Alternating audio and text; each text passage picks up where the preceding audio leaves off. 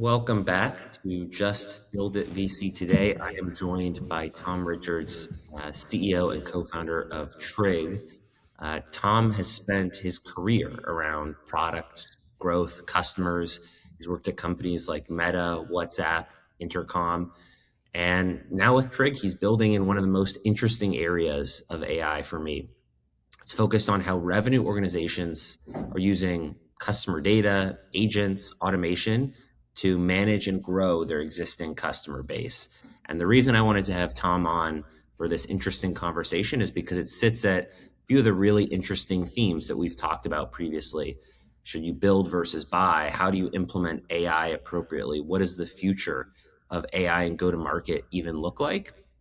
And so we'll go through some of those conversations today and talk about what Tom is actually seeing in the market, what's broken in kind of the post-sales process, and where AI fits into the mix. Tom, welcome to the show. Hey, thanks for having me, Glenn. Good to see you. Good to see you too. I appreciate the time. Just to get it started, I know people are probably familiar with kind of Trig and what's going on, but maybe just to give them more context, let's start with kind of the founder story. Like you made your way through some of these big tech orgs. What did you see in kind of revenue teams that made you believe something like Trig really needed to exist? Yeah, for sure. So met my co-founders at Intercom, where we were pretty early there. We worked on the customer support group of products. I was a group product manager there. And so we learned a lot about what it takes to engage your customers through some of the hardest periods of time that you have in your relationship with them. We learned what works, what doesn't work, and how to communicate with them broadly. As a founding team, we moved on to these big tech companies where it's all about scale, right? It's all about this ability to go and engage with millions and millions of users. So I spent a chunk of time at Meta. I spent 6 years there across all three apps. And my co-founders spent a lot of time in the retail business over at Shopify. And the thing that we really had to learn was, how do you find the signals that show, is a customer getting the right value from your product? And is there risk or is there opportunity? And companies really struggle to operationalize that data, really struggle to find those signals. And then it's so expensive to organize yourself around them to be able to actually execute against them. And so what we found is that companies get into this reporting mode of thinking about health and thinking about let's just measure what's going on, rather than actually being able to connect those signals directly through to action. What we saw and the opportunity we see is basically, AI's come about now as this ability for us to be able to make decisions on accounts based upon the signals that we're seeing without humans being involved, and to be able to plan and execute a response when you couldn't possibly get to them otherwise. And so, the question that we ask our customers is tell us about your best possible customer, what they look like, how they behave. Now tell us about your worst one. And then what we try to focus on is the delta between the two. Amazing. And I think that really makes a ton of sense, that especially for the long tail where there's really not that tremendous opportunity for that hands-on experience, the ability to replicate that exposure and that strategy. So I'm curious, how did you kind of go about discovering what levers actually matter to that customer and what levers actually move the needle? Because I think one of the things that stood out to me in our early conversations is how many customer signals that matter that you would necessarily be surprised by, or things that maybe folks weren't intuitively thinking about. So walk me through kind of what that process looked like, and maybe what are some of the most prevalent or prominent signals that you guys focus on these days? Yeah, I mean, so we split our time. So we work with the customer to basically operationalize the knowledge that the team on the ground have in working with customers on a day-to-day basis. We look to try and really understand that and to put that into a model that helps the business operationalize it. We use stages, very similar to our life cycle stage, to be able to compare customers against one another. And this means that actually we get to set ground truth from hey, this is how the team believe things are happening inside of the organization and what they believe matters. because we sit on top of this data over time, we're capable of being able to understand actually what's really happening and other patterns that may emerge that are actually not necessarily ingrained in the way of working on a day-to-day basis. And this is so important when you're dealing with a scaled audience where actually, and particularly when there's like many different segments of customers that are doing all sorts of different behaviors, they like different sides of companies. And so you need very diverse ways of being able to look across different segments of your customers and trying to find actually what matters. And so by marrying this blend of operationalizing your team's understanding of the business and applying some machine learning across the top of all that data, we get to basically find those signals most effectively. Amazing. And I think it's a good transition point to kind of focus a little bit more on some of the higher level topics that you've talked about in the recent past. I've seen kind of some of the conversations with Kyle over at owner.com and some of the things that you've talked about more broadly about AI within go to market and what does that implementation look like.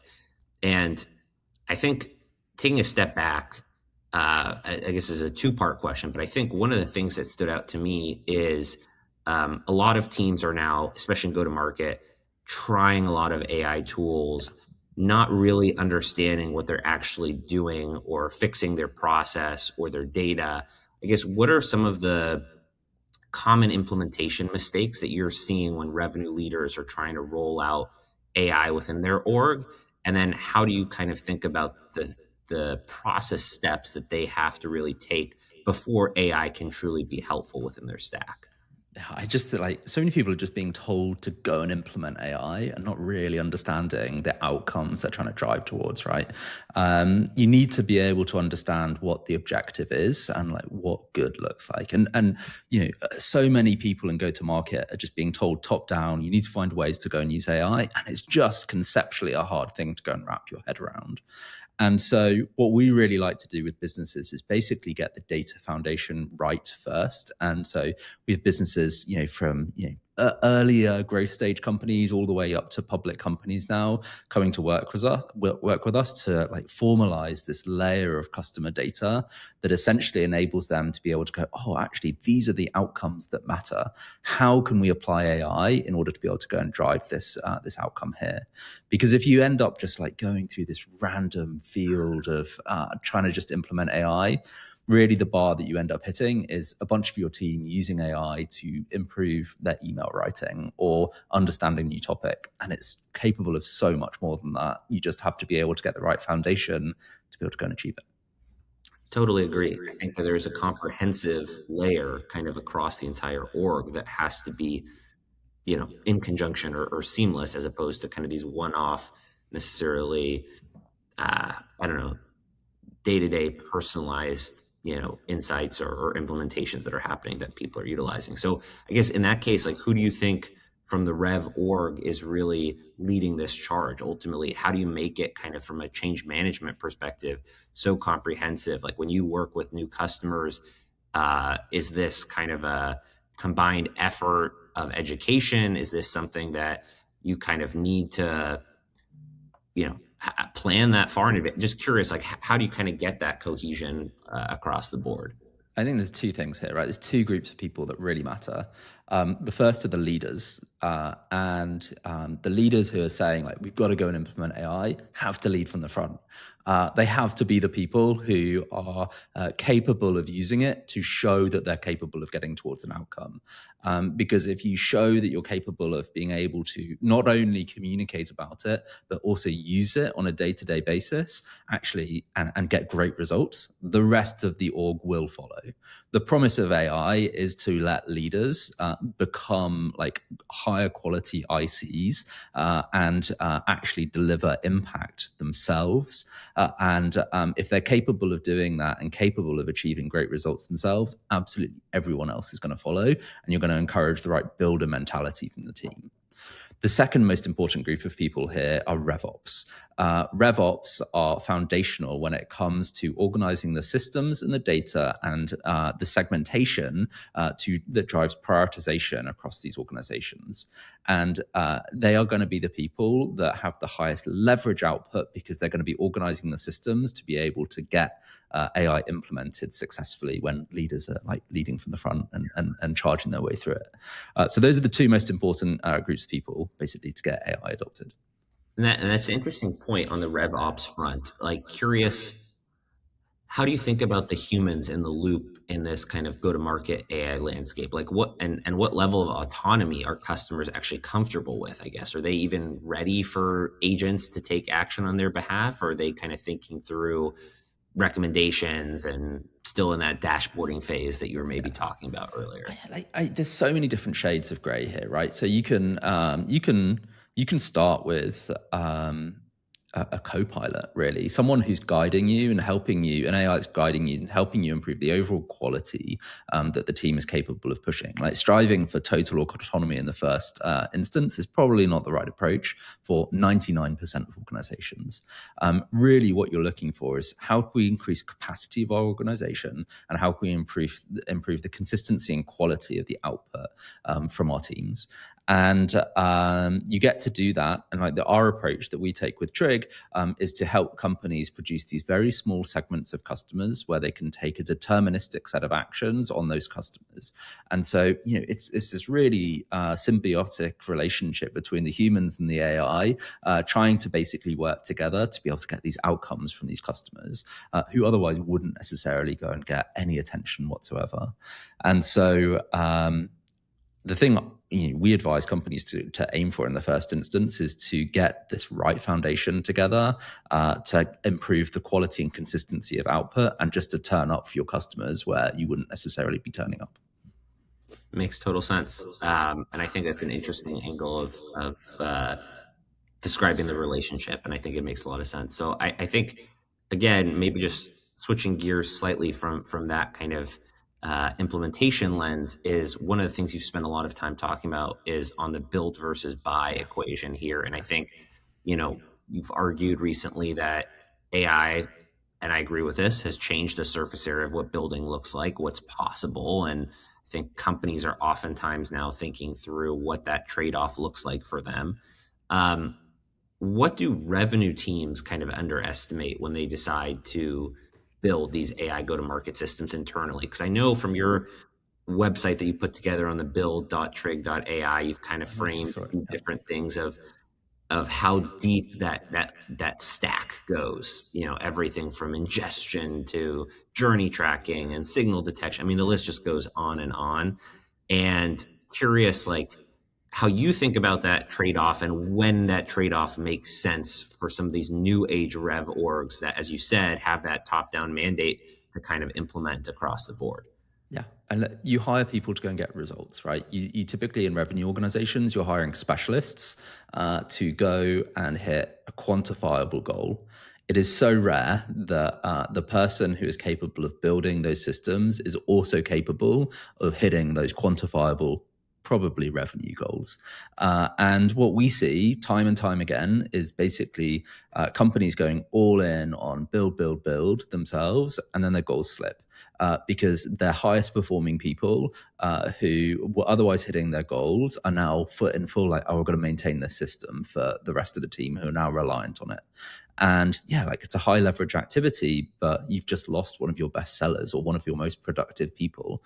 And it's this real trap that companies are falling into. Another really interesting trap that we're seeing at the moment is actually duplicative token spend. So actually, everyone being told to roll out Claude, and then they're all building exactly the same thing and spending hundreds or thousands of dollars every month to just do the same thing for every single person. And then finally, like, teams are taking it really seriously now is like the internal data security.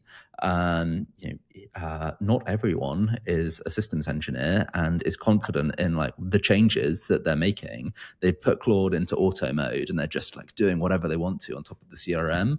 The CRMs do not make it straightforward to take like an automatic backup of all of their data. And so, companies are having really serious accidents now by letting internal teams like just have free reign access to their CRM and their most important resource of their data. Yeah, I couldn't agree more. I think there are definitely some experimentation risks that are Yeah. occurring when there's like effectively a need for controls, and I think it's creating almost like a shadow IT problem inside the revenue org, where ultimately no one knows what's secure, what's being accessed, and I'm sure there's also some That overwriting as well. that being said, like actually, companies should be experimenting. They should be looking for these signals that there is something that can be automated, and that there is a process that they can basically go, there's a way for us to improve quality. There's a way for us to improve the result here in a more scalable way. You can do that using Claude or ChatGPT. You can get great results and prove that there's early signal there that you should go and invest. The problem comes when companies go all in on building that themselves. I've got another page to publish on that build.trig.ai, which is actually just haven't worked out how to frame it yet. But like the real world cost of like rebuilding our product, it's like a single tenancy thing for just a single business, is probably on the region of $4 to $6 million over a 3-year basis. And it's like, I don't know many companies in the world that would spend that on like an internal build rather than just putting it on their core product or back into buying another seller. Interesting. And so I guess, what do you think is the strongest argument for the buy versus build equation now in this present day of AI? Is it purely like a financial decision?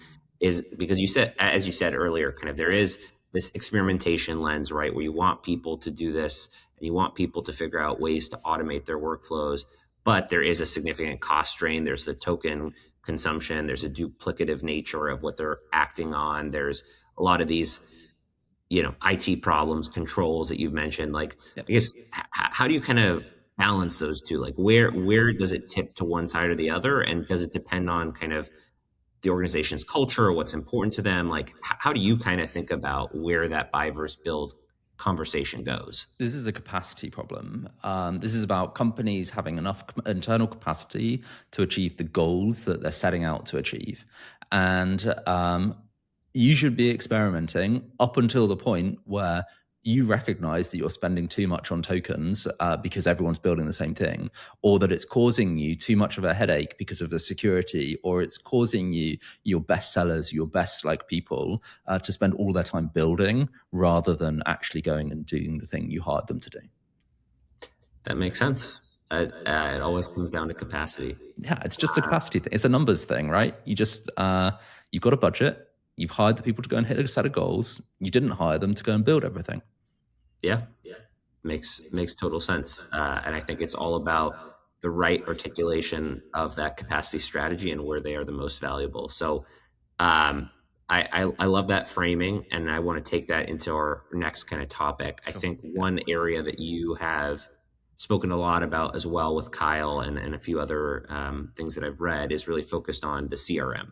And I think in this age of AI, there's a lot of hypothesizing about what happens to the CRM and ultimately the new quote unquote intelligence layer that is on top of it, or even this new era of AI first CRMs that are coming out of the woodworks, or coming out of all kinds of different companies that are trying to capitalize on this. And you kind of made that point that the CRM is effectively like a meta record. It's not the intelligence layer. And I'm curious, like, where do you think this goes? Like, what does the CRM fundamentally not know that is necessary? And it has remained the center of gravity for revenue teams. Like, do you think that persists? And I guess, how do you think that kind of changes over time? I think there's always going to be a center of gravity. Like you need a really well governed, great source of truth when it comes to what is happening with your customer base and with your revenue and the efficacy of your sellers. We could go into some great details about the challenges that those systems have. They are not event based structures. They're not, they're an attribute model against different accounts, and so they're going to struggle over time to be this great source of truth of what's actually happening with the customer once they've become the prospects, once they've become customers. Like how much value are they actually getting from the product beyond just like static data of this is when renewal is, and this is how many seats we've sold them, and this is how many seats they're using. Like you need so much more texture than that to actually be able to deliver the quality of service that you're capable of delivering. And so I think this is really the delta between where CRMs are today versus what is needed in the future.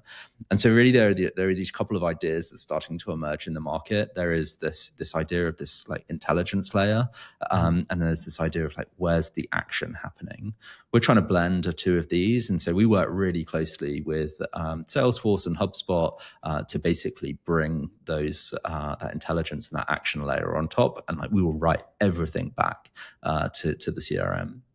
I think one of the really important changes that I see the furthest forward-leaning revenue orgs do from great RevOps leaders is actually to make their data lake their source of truth, so their Snowflake or whatever, and have that feed their CRM. And this gives them like huge control over the data and the governance of that data. And then they can be slightly more fluid about their buying decision for any software on top of that. That's super interesting. I actually hadn't heard that quite as much, but I think it makes a lot of sense. If you have the data lake, ultimately you have the control of the actual data, and it can flow through into so many different sources as well. Yeah. I guess as you think about the different layers that sit on top of kind of that system, and you think about the AI for sales tools that are out there these days, I feel like, I mean, as an investor, I'm hearing, I don't know, 10 pitches a week of everything from like the top of funnel AI SDRs all the way through to, sales enablement, post sales, more on the support side. Like, how do you think about the noisiness of the category, I suppose? And like ultimately, are the most AI for sales tools just making kind of these motions noisier and more complex? Or how do you think about the trade-off that comes with really breaking through and showcasing value immediately for some of these teams? I think the pace of technology change has basically enabled a bunch of categories to accelerate really, really quickly. Equally, so customer support as a category has been reliant on the growth of the models and their ability to be able to get more consistent when fed the right context. And so, this is why you're seeing these categories really like some winners now appearing in these categories as the technology is really mature. I think the pre-sale side of things is an absolute bloodbath, and I'm pleased that we're not like fully into it. I think this is primarily because the data is relatively like consistent, and so there's a pretty solid foundation to go and build off of. The thing that we tackle in post sales means that there's like every single different implementation under the sun and real diversity in the underlying data. And so we see far less appearing in post sales than anywhere else.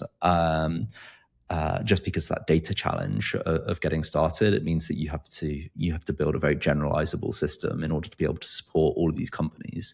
But once you've done that, actually you're capable of going and supporting much more and in a much more open field. And so, the technology has essentially enabled particularly customer support and like the, SDR writing emails, like calling people up side of things to be pretty automated these days. We're just not seeing that in post sales, but we get to take advantage of it. Amazing.